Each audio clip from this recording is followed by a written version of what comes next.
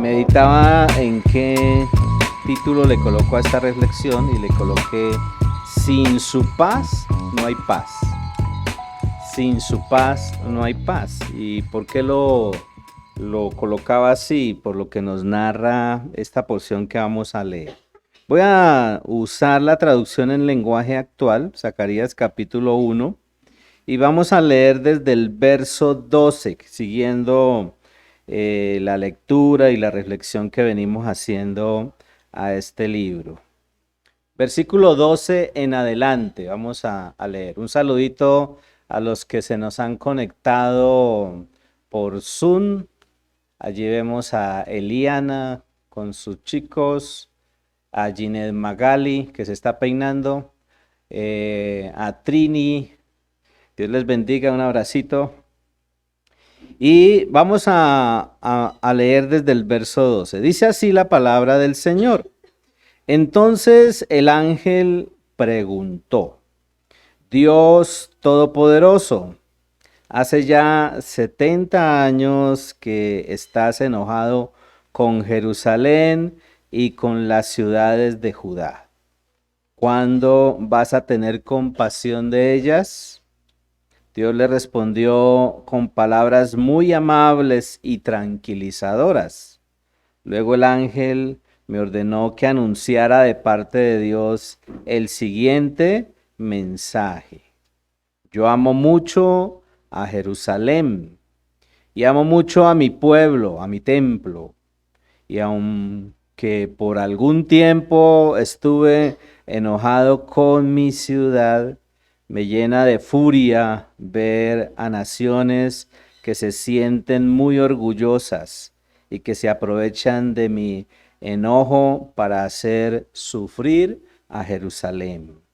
Pero quiero que sepan que reconstruiré mi ciudad y también mi templo. Le mostraré cuánto la quiero. Yo soy el Dios Todopoderoso y les juro que así será. Todavía el ángel me ordenó que anunciara de parte de Dios este mensaje: volveré a dar prosperidad a todas mis ciudades, mostraré amor por mi templo y Jerusalén volverá a ser mi ciudad elegida. Más tarde levanté la vista y vi 4 cuernos como el ángel, 4 cuernos, como el ángel seguía a mi lado. Le pregunté: ¿y estos cuernos qué representan? El ángel me explicó: estos cuernos representan a los reinos que con su poder dispersaron por toda la tierra a la gente de Judá, de Israel y Jerusalén. Después Dios me mostró a 4 herreros. Yo le pregunté: ¿y qué van a hacer estos herreros? Y él me respondió: van a van a llenar de miedo a esos reinos, les quitarán su poder por todo lo que hicieron a Judá. Y vamos a detenernos allí porque aquí termina este primer capítulo. Es un capítulo muy interesante porque nos habla de revelaciones, nos habla de mensajes, nos está hablando de advertencias. Cuando uno se confronta con la vida cristiana, tiene que confrontarse con lo espiritual. Nosotros a veces, pues por nuestra cultura religiosa, de pronto prestamos cierto grado de atención a el tema religioso y de alguna manera tratamos de acercarnos a desarrollar algo de nuestra vida espiritual, pero La Biblia siempre nos está desafiando a que tengamos un mayor y más claro conocimiento de Él, de Dios, el Creador, de todo lo que Él ha hecho y de todo el propósito que Él tiene con nosotros como parte de la creación, ¿sí? Y por eso Dios habla, Dios se revela a través de visiones. Y este capítulo y más que todo este libro, todo el contexto de este libro nos está mostrando que Dios habla, que Dios se revela.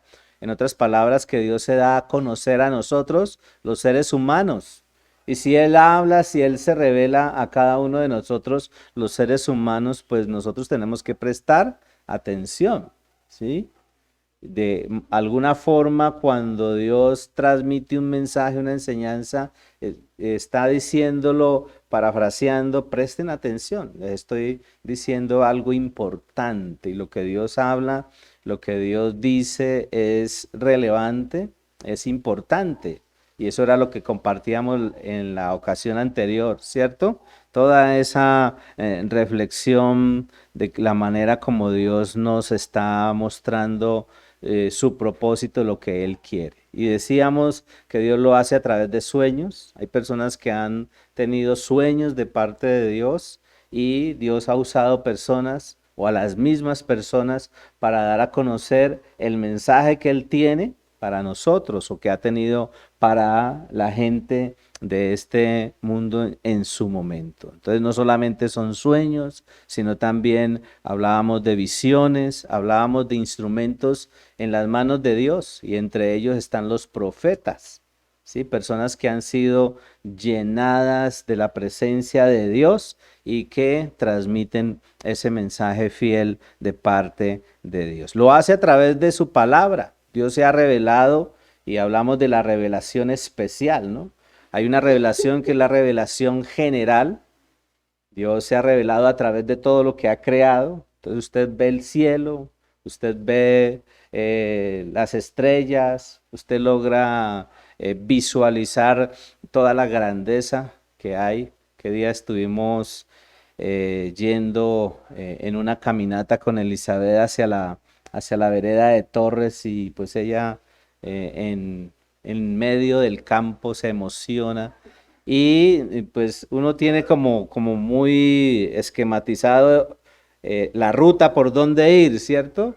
Y entonces, pues cuando yo la acompaño, yo le digo, vámonos por aquí. Y nos vamos por lugares y por calles y por, sí, veredas que no hemos ido, ¿no? Y entonces ella emocionadísima.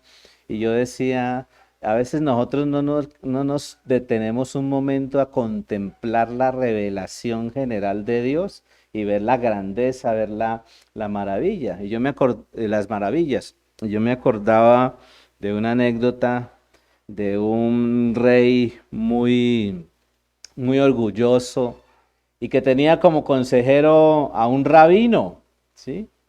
Y entonces un día muy orgulloso se levantó y llamó al rabino y le dijo, hoy quisiera ver a tu Dios, así muy arrogante, hoy quisiera ver a tu Dios.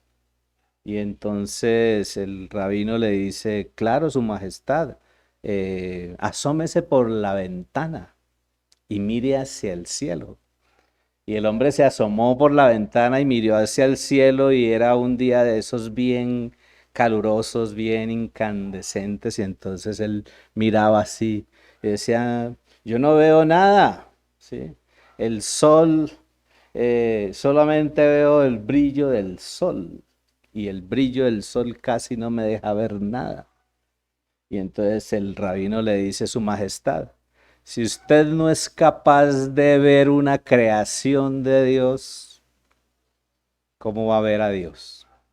Y Dios es extraordinario, ¿cierto? Cuando uno se involucra en la dinámica de la vida espiritual y se conecta y está permanentemente conectado, ve lo extraordinario, entiende lo extraordinario, se admira de todo lo extraordinario que Dios es y de todo lo que Dios ha hecho. Lo interesante de todo este libro que hemos estado comenzando a analizar es que Dios habla en un tiempo definido.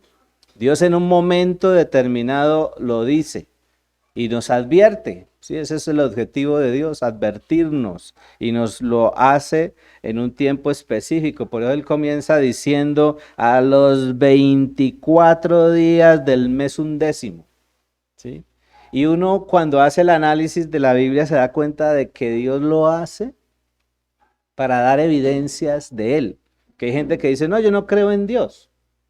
Yo, ¿cierto? No tengo nada que ver con Dios. Yo no creo que Dios exista. Y bueno, y todo el detalle de los ateos, de los agnósticos, de los incrédulos. Pero Dios sí se revela y Dios es real.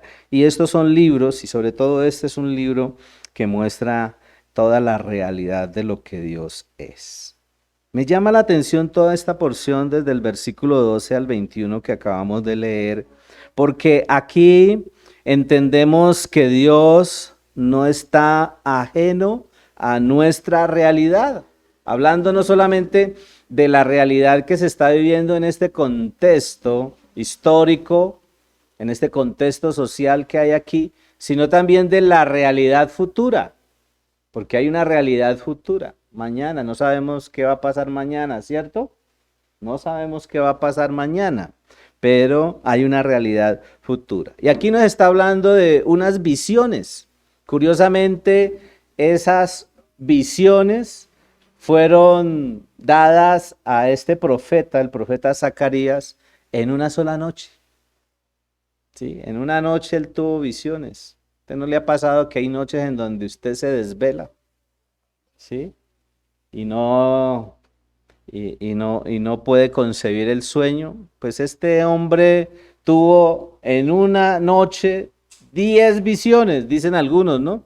Otros dicen 8, pero aquí hay una serie de visiones muy interesantes. Y la primera visión, que ya la hablamos la vez pasada, habla de un jinete descansando sobre un caballo alazán, sobre un caballo rojo. Y dice que ese jinete estaba descansando a la sombra de unos árboles de mirto. ¿Recuerdan? Entonces hablábamos de que estos árboles curiosamente estaban sobre una hondanada. Si usted se devuelve ahí, estamos en Zacarías capítulo 1, versículo 7, para que lo recuerde. Sé que algunos no han venido, sé que algunos no, de pronto no han seguido la temática por YouTube, entonces estoy tratando de dar un panorama, un contexto para que nos ubiquemos. Y dice ahí en el versículo 7, Dios volvió a hablarme en un sueño el día 24 del mes de Seba. En esa traducción habla de sueño, pero lo que dice en el original es visión, o sea, él estaba despierto, o sea, no estaba dormido. Uno cuando tiene un sueño está dormido, ¿cierto? Pero aquí estaba viendo despierto cómo Dios se le revelaba. También durante el segundo año del gobierno del rey Darío era de noche. ¿Sí? Si estaba dormido, sí, él tiene conciencia de lo que estaba sucediendo. Dice, y en ese sueño o visión vi un hombre que montaba un caballo de pelo colorado. Ese hombre estaba parado en medio de un valle. Y dice allí, el valle estaba lleno de esos arbustos conocidos como mirtos. Lo curioso es que los mirtos se cultivan o crecen mejor, crecen en lugares desérticos. Y ellos estaban allí reposando del calor del sol, allí en medio de esos árboles. Y en esa primera visión, pues lo que nos enseña la palabra del Señor es que Él es un Dios soberano, que Él está contemplando, que Él está vigilando atentamente la tierra.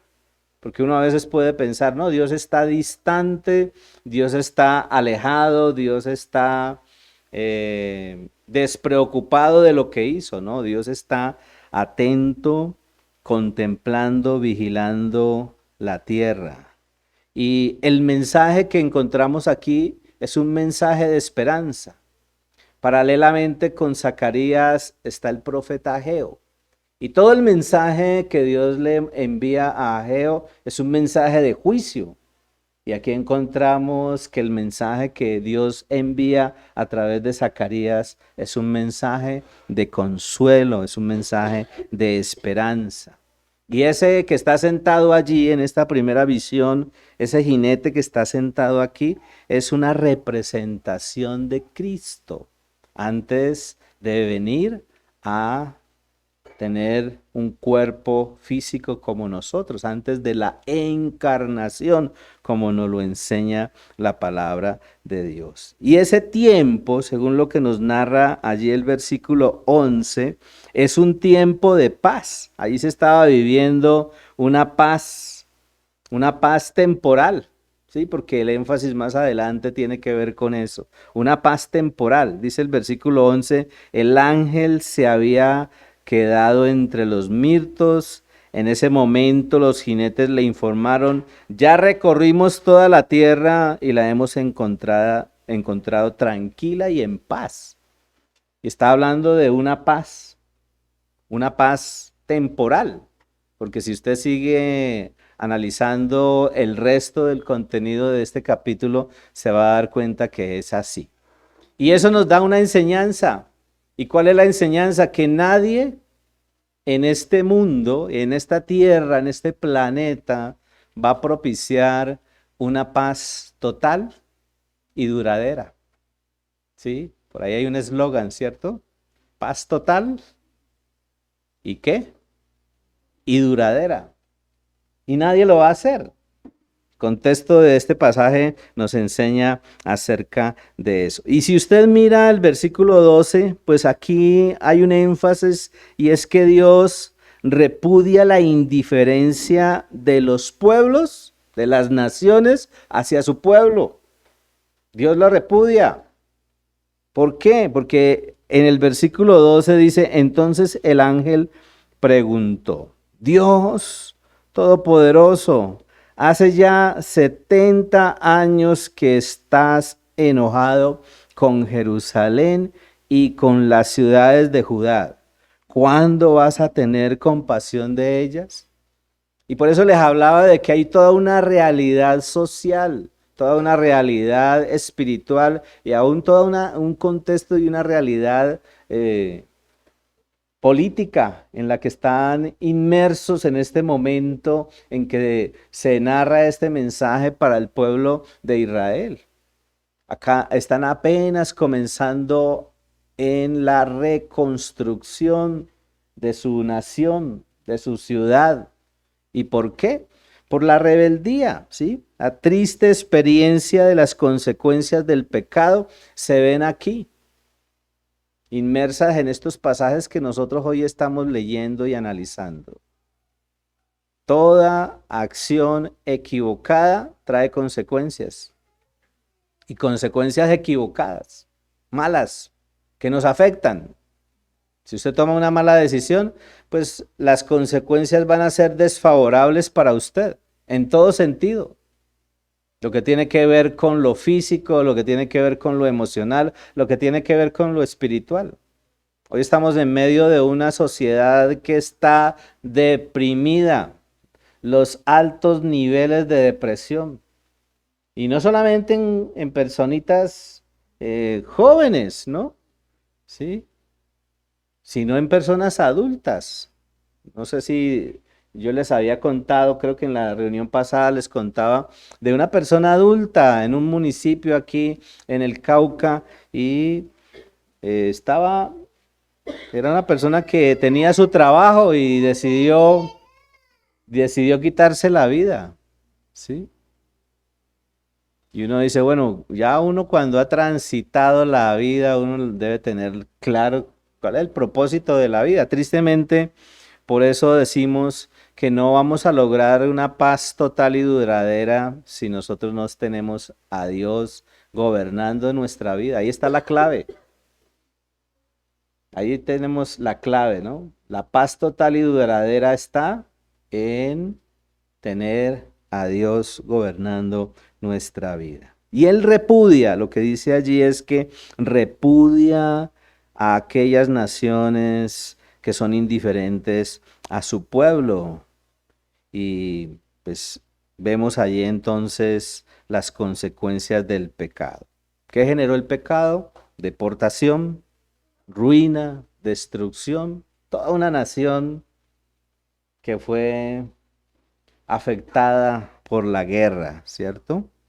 Pero Dios es misericordioso, porque si usted entiende allí la pregunta, es que ha habido arrepentimiento y el arrepentimiento hace que se manifieste la misericordia de Dios. Dios es misericordioso, no, no es perfecto y aprendemos eso, ¿cierto? No somos perfectos, pero si asumimos una acción, una conducta, un deseo, un pensamiento, en todas las facetas en donde se puede generar el efecto del pecado y nos arrepentimos.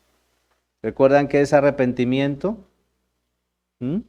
¿Alguien recuerda qué es arrepentimiento? Cambio de dirección, cambiar de conducta, no volver a hacer lo mismo que estábamos haciendo y que nos estaba afectando. Y cuando eso sucede, la misericordia de Dios. Mire que Él permitió el retorno de todo este pueblo para restaurar después de 70 años. Porque ahí está hablando de 70 años, ¿cierto? 70 años de cautiverio. Y ahí está entonces la pregunta. ¿Cuándo vas a tener compasión de ella? Y vemos entonces allí la misericordia de Dios. Pero también vemos las consecuencias del pecado y esa experiencia triste que tuvo el pueblo de Israel. Y ante las consecuencias del pecado, pues viene la necesidad del arrepentimiento, y cuando hay arrepentimiento, entonces hay retorno, hay restauración, reedificación. Y esa realidad del pecado y el rechazo a Dios es lo que muestra allí que no permite esa paz total, como muchos dicen o quieren, que se busca una paz total y duradera, pero que no se puede dar porque todavía no ha llegado la paz sobre la ciudad que Dios ama. ¿Sí? Y ahí está el énfasis de toda esta enseñanza, y es que la paz total y duradera llega cuando haya paz total y duradera sobre la ciudad que Dios ama. ¿Sí? O sea que todavía no ha llegado. Porque si usted se ubica en la actualidad, Israel, Jerusalén, todavía sigue en conflicto, ¿cierto?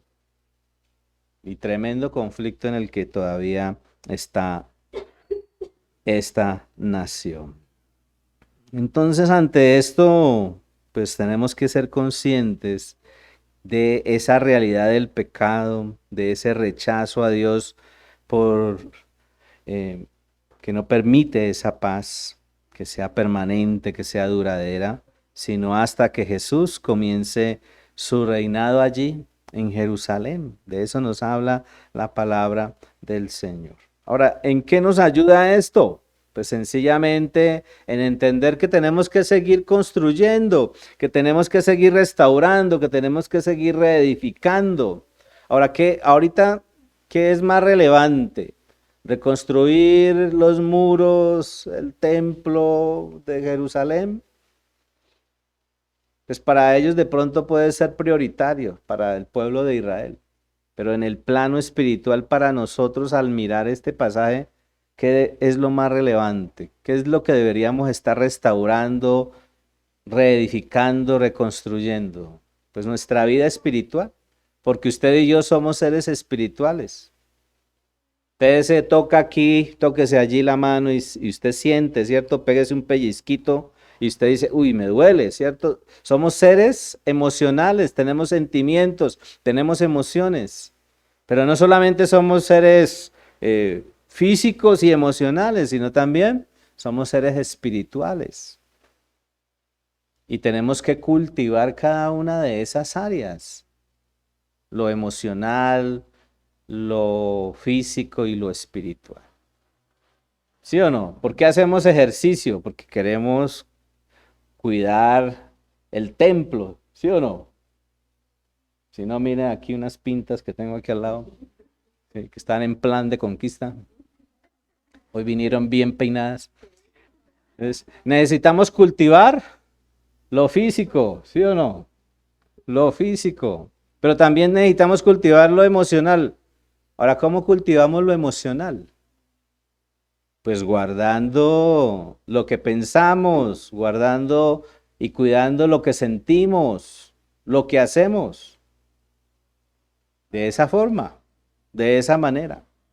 Alguien decía, estoy tan deprimido, ¿qué hago? Guarde sus pensamientos, guarde sus deseos, guarde sus acciones. Así de sencillo. Y no es fácil, ¿no? Porque uno piensa, ya me cayó mal esta persona, ¿no? Sí. Desea, ojalá se golpee ahí el dedo gordo del pie. ¿Sí? Y uno ve que no se golpea el dedo gordo del pie, entonces cuando va bajando le pone zancadilla, ¿sí o no? Y ese es el ser humano, así somos nosotros constantemente. Entonces, vemos aquí que hay el planteamiento de una falsa paz de los pueblos que repudian a Dios. Y vemos allí en escena, en el plano histórico, a los medos, a los persas que dominaban el imperio, que fueron dominados por el imperio babilónico. Ahí históricamente se habla de Alejandro Magno. Pero volvamos a la Biblia, en el versículo 13 y en el versículo 14 dice, ¿qué le pasó? A ver, cuente. ¿Qué le pasó? ¿Qué le hicieron? ¿Quién le golpeó el dedo? Dios le respondió con palabras muy amables, versículo 13. Dios le respondió con palabras muy amables y tranquilizadoras. Luego el ángel me ordenó que anunciara de parte de Dios el siguiente mensaje.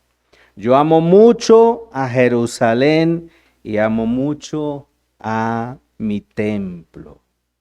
Y por eso yo meditaba y pensaba que esto es una realidad, de que Dios ayuda en el tiempo oportuno. Y uno puede decir, no, después de 70 años Dios viene y dice esto, ¿no?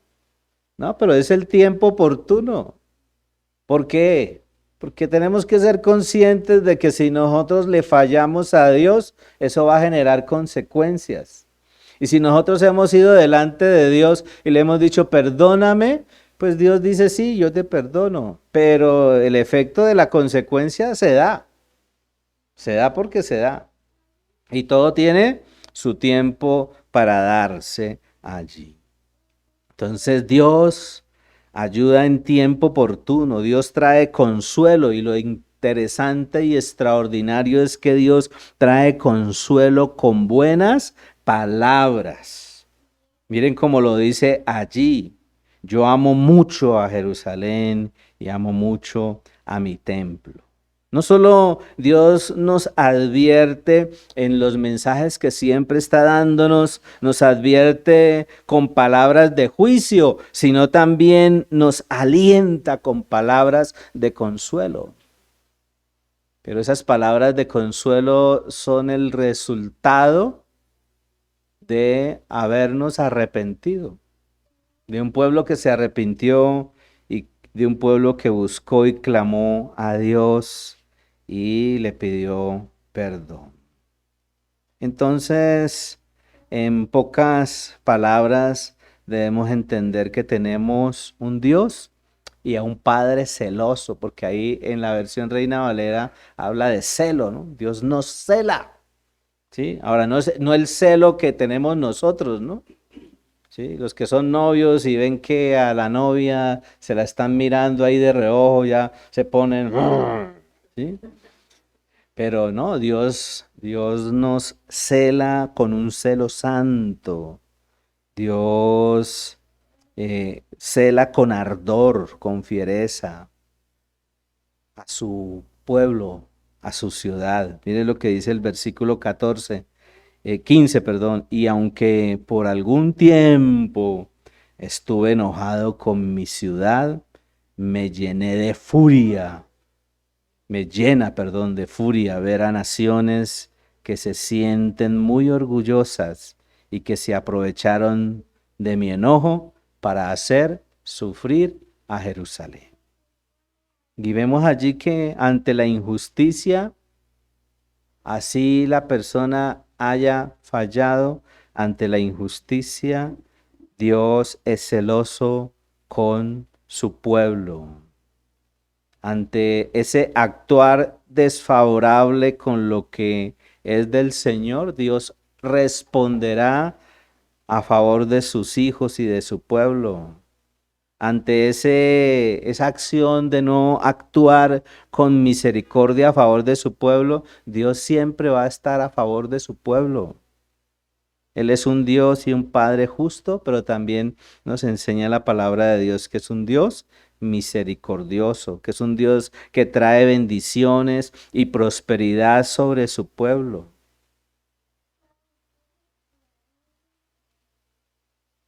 Porque miren lo que dice el versículo 16. Pero quiero que sepan, está diciendo el Señor, que reconstruiré la ciudad. Quiero que sepan que reconstruiré mi ciudad y también mi templo. Le mostraré cuánto la quiero. Yo soy el Dios Todopoderoso y les juro que así será. Él trae bendiciones y prosperidad sobre su pueblo. Y ese es el mensaje que hay allí. Dios va a restaurar. Dios va a permitir crecimiento y eso lo estamos viendo hoy en la nación de Israel. Vemos crecimiento en tamaño, vemos poder, vemos prosperidad, pero todavía no hay una paz total y duradera. Todavía no la hay, porque todavía Él no está reinando desde esa ciudad. Ahí habla de plomada, ¿no? En la otra versión está hablando de plomada, está hablando de la vara, del cordel para medir. Y pues algunos teólogos hablan de que esto tiene que ver con el actuar directo de Dios. Pero sobre todo la Biblia nos enseña y nos habla mucho acerca del amor de Dios por Jerusalén. ¿Y por qué? Sencillamente porque es un lugar relevante en todo el tema de la geoestrategia. Es un lugar estratégicamente clave para el desarrollo de todo lo que Dios tiene determinado que se debe cumplir. Por eso muchos de nosotros decimos que Israel es el reloj cronológico de toda la historia. Por eso tenemos que estar pendientes de ese reloj profético. Los acontecimientos que se dan allí son relevantes para todo el desarrollo de lo que está sucediendo en la humanidad. Aquí en el versículo 17 dice, todavía el ángel me ordenó que anunciara de parte de Dios este otro mensaje. Volveré a dar prosperidad a todas mis ciudades, mostraré amor por mi pueblo y Jerusalén volverá a ser mi ciudad elegida. Aquí estaba hablándonos de lo que les decía ahora, dando una visión sobre el futuro de Jerusalén y que tiene que ver con ese plan que sigue en desarrollo con este pueblo y con esta ciudad, pero también que tiene que ver con nosotros, porque nosotros somos parte de su pueblo, ¿sí? Y Dios todavía está trabajando y sigue desarrollando su plan con nosotros, los seguidores de Jesucristo, los cristianos. Por eso es un llamado tan urgente el que se hace constantemente a que cada persona acepte a Jesucristo como Señor y Salvador. Alguien me decía en una ocasión cuando fuimos a hacer una jornada evangelística, a propósito, vamos a tener una jornada evangelística, ¿cuándo es, Silvio? El 26 de marzo vamos a tener una jornada evangelística para que se vayan apuntando, se acerquen a Silvio, a Carol, Andrea y logremos impactar y llegar con el mensaje que siempre damos a mucha gente. Anhelamos que los jóvenes puedan ir con sus solariums, todas las estrategias que hay y poder llegar a muchas personas en una zona específica en la que vamos a estar. Es un plan, ese plan que sigue desarrollándose. Y estábamos en una jornada evangelística y yo cogí a un grupo de jóvenes en la Universidad del Magdalena y les dije, ustedes vayan por acá, ustedes por allá, ustedes por acá. Y yo cogí mis 4 leyes y empecé a orar y a mirar ahí en la universidad cuando en el segundo piso vi a un chico que estaba así, mirando para abajo, sí, mirando. Y entonces yo le dije, ese es. Y subí. Y me le arrimé ahí al lado y también me puse ahí al lado de él. Sí, y le dije, ¿cómo ves este panorama? ¿No? Entonces él me volteó a mirar y pues vio a algunas chicas, dijo, no, se ve bueno el panorama. Sí. Y empecé a compartirle de Cristo y al final aceptó a Cristo. Y le dije, ¿eres consciente de la decisión que acabas de tomar? Dijo, sí, sí soy consciente. Y yo le dije, bueno, ¿y por qué para ti fue tan fácil tomar esa decisión si estás en un contexto de una universidad donde a uno lo adoctrinan al revés, ¿no? En vez de adoctrinarlo para buenas cosas, lo adoctrinan es para malas cosas. Y me dice, a mí me han hablado de esto infinidad de veces. Tremendo, ¿no? Él decía, a mí me han hablado de esto que usted me ha hablado hoy infinidad de veces. Pero fue tan natural, tan sencilla la manera como usted me expuso estas verdades, que cuando usted me preguntó, ¿te gustaría aceptar a Cristo como Señor y Salvador? Yo tuve que decir sí. Y entonces le conté mi testimonio, ¿no? Para mí fue así. Yo iba con la mente desarreglada, iba con la mente vuelta a nada, iba pensando en cómo arreglar el país, poniéndolo patas arriba, ¿cierto? Y cuando a mí me invitaron a esa célula, yo dije, aquí es, aquí me voy a encontrar con los muchachos y con los chachos, ¿no? Con aquellos que, bueno, no digo nada. Y cuando me expusieron el mensaje, yo dije, sí, acepto. Porque Dios tiene un plan. Y es increíble mirar esto porque esto nos hace reflexionar sobre el valor eterno de lo que es la vida con Dios. Aquí nos está mostrando una visión de la eternidad futura. Dios nos llama a que seamos trascendentes. Aquí nos está hablando este pasaje de una vida dirigida, que debe ser dirigida hacia las cosas eternas. Una vida que en donde nosotros no nos conformemos solo con ser buenos. Porque usted va y le habla a una persona con otras estrategias, ¿no? Hay otra estrategia que es a la inversa, donde uno le dice a la persona, usted sabe que usted es pecador y la persona reacciona, no, yo soy bueno, yo no le hago mal a nadie, ¿sí? Yo no le hago mal a nadie, yo soy buena gente, yo hago cosas buenas, pero Dios nos llama a que seamos trascendentes, a que nuestra vida esté dirigida hacia lo eterno, a que no nos conformemos solo con ser buenos, serviciales, amables, porque dicen, no, yo soy una persona muy amable y soy muy servicial, pero ¿qué de la eternidad?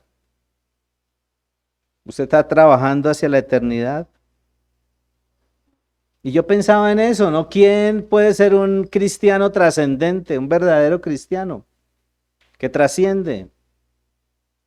Pues la Biblia nos habla de varias cosas, ¿no? Un cristiano que trasciende es un cristiano que puede perdonar 70 veces 7.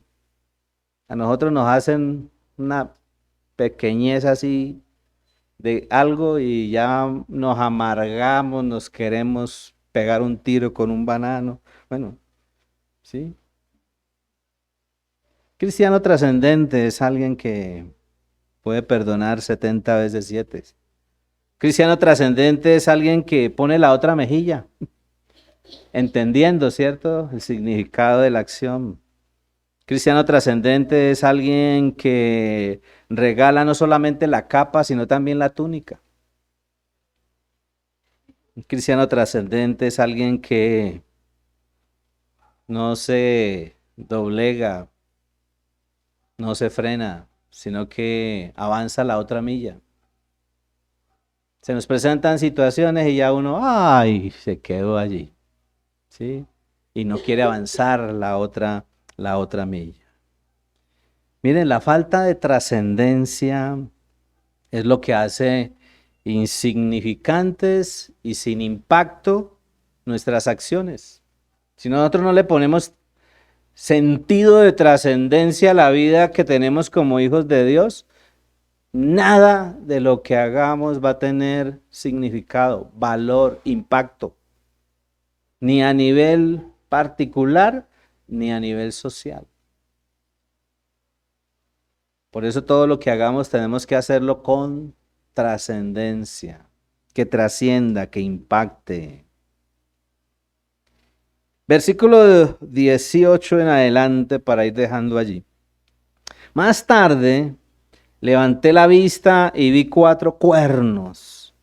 Como el ángel seguía a mi lado, le pregunté, ¿y estos cuernos qué representan? El ángel me explicó, estos cuernos representan a los reinos que con su poder dispersaron por toda la tierra a la gente de Judá, de Israel y Jerusalén. Después Dios me mostró a 4 herreros. Yo le pregunté, ¿y qué van a hacer estos herreros?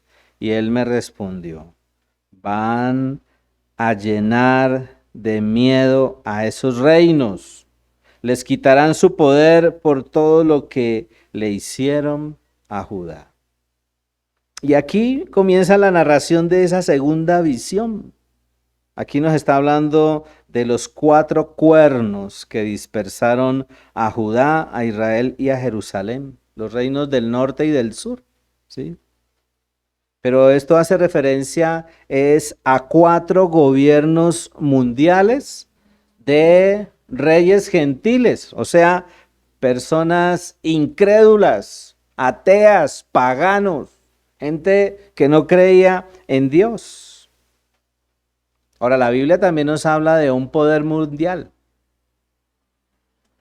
y que se está gestando ya, ¿sí?, a nivel mundial. Estos 4 imperios que han perseguido, que han esparcido al pueblo de Dios, son los imperios de Babilonia, de Medo-Persa, de Grecia y de Roma.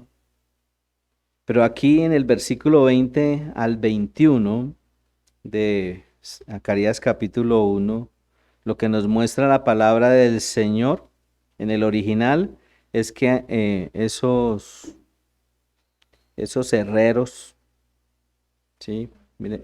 Miremos en otra versión como también lo dice, en la Nueva Traducción Viviente, dice, en la Reina Valera, perdón. Allí en el versículo 21. 20. Me mostró luego Jehová 4 carpinteros. Esa palabra que viene del original allí no solamente habla de herreros, sino de artesanos. Está hablando de herreros, está hablando de artesanos en esta visión que está mostrando aquí. Escultores, artesanos, herreros. Algunos teólogos dicen, hablando de esta parte, hablan de que aquí está haciendo referencia a aquellos medios sobrenaturales que Dios usa. Otros que son más conservadores dicen que estas son personas que construyen la ciudad, y tanto lo uno como lo otro puede tener sentido, pero cuando uno mira el desenlace de todos estos imperios, encuentra curiosamente que las personas más relevantes, hablando de escultores, de artesanos o de herreros, eran ellos, porque eran las personas claves para periodos de guerra. Y aquí estamos hablando de muchos periodos de guerra. Aunque se aspira y se anhela esa paz total y duradera, no se evidencia que durante todos estos periodos donde se gobernó con el imperio babilónico, con el imperio medo-persa, griego y romano, hubo paz total y duradera. Fue de mucho conflicto, ¿sí? Fue de mucho conflicto. Y bueno, tanto el primer cuerno, segundo cuerno, tercer cuerno y cuarto cuerno, lo que nos dice la palabra de Dios es que fueron destruidos. Y eso se evidencia históricamente. Primer cuerno habla de Babilonia, el imperio babilónico, que fue destruido por el segundo cuerno, que es el medo-persa. Y luego ese imperio medo-persa fue destruido por el tercer cuerno, que es el imperio greco-macedonio. Ahí está Alejandro Magno, ¿no?, en la historia. Y ese imperio fue destruido por el imperio romano. Y en la narrativa bíblica uno encuentra curiosidades. Bueno, ninguno de esos, o mejor, el imperio romano es un imperio que no fue destruido por ningún otro imperio. Si usted analiza históricamente, el imperio romano fue decayendo, el imperio romano fue agonizando, y fue por la realidad social, por la realidad política y por la realidad espiritual en la que se dejaron meter, y cosas puntuales que marcaron la destrucción, que marcaron la agonía, la decadencia de este imperio, fue la corrupción y la inmoralidad. Y lo que nos dice la Biblia es que este imperio va a ser destruido por el Mesías. Y todavía eso no ha sucedido. Entonces estamos en estos últimos tiempos esperando que se levante el anticristo, porque algunos dicen, los que estudian, que se levantará el anticristo y que producto de levantarse el anticristo se reconstruirá el imperio romano, se levantará una dictadura mundial, y entonces ahí se presentará el retorno de Cristo para destruir a este imperio. Qué interesante, ¿cierto? Qué desafiante, pero también qué comprometedor para nosotros entender que todo lo que narra la Biblia, y que a veces no alcanzamos como a entender mucho en toda esta simbología de lo que es la profecía, Dios ha hablado y Dios está advirtiendo, está avisando con anticipación lo que Él ya tiene determinado que se va a dar, que va a hacer. Y ante esta realidad, ¿qué debemos hacer nosotros? Pues estar alertas, estar despiertos, no podemos dormirnos, ¿sí? Estar conectados. Si queremos que funcione el celular, porque esa es nuestra fuente de vida hoy, ¿no? Tenemos que tenerlo recargado, ¿cierto? Y estar pendiente. Cuando ya le faltan 15% de batería, ¿usted qué hace? Sale corriendo, ¿no? ¿Dónde está el cargador? ¿Dónde está el cargador? Así debería ser nuestra vida espiritual, ¿no? ser tan conscientes de que hay cosas que bajan nuestra batería espiritual y que necesitamos conectarnos constantemente a la fuente para que Él sea fortaleciendo nuestras vidas. ¿Qué tal si se pone de pie y juntos nos presentamos delante del Señor y allí con nuestros ojos cerrados meditamos en eso que hemos estado hoy reflexionando? Maravilloso Dios,